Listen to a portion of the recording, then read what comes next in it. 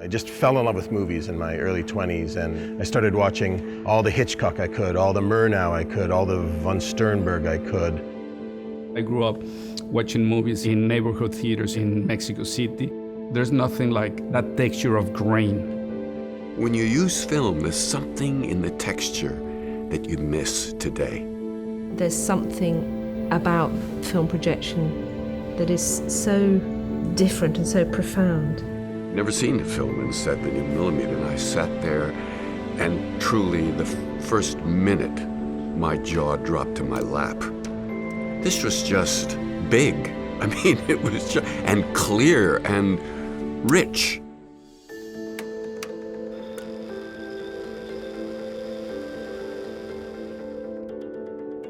In its first few decades, film wasn't considered an art form yet, it was just a product.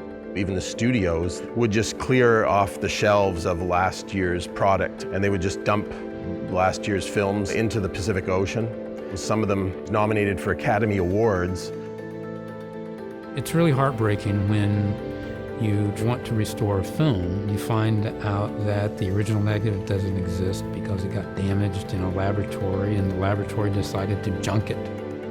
In the Soviet Union, 95% of early film is gone, 85% among Hollywood silent films and early talkies. It struck me as really haunting that I couldn't see all these titles, that no one could see them, not even film scholars.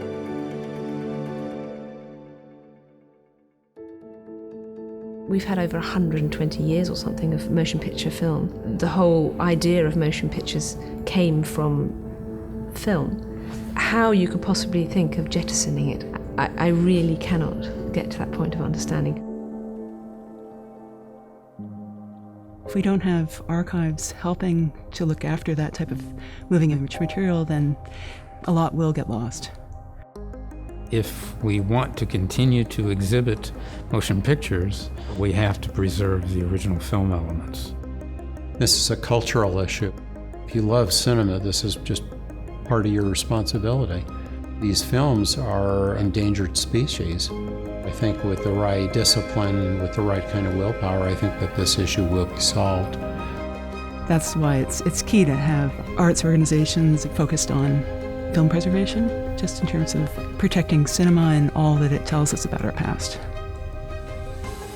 The negative itself, that keeps the image, to touch the material itself. It's like to touch the culture. These things like the silence, the darkness, the chemistry relates to poetry.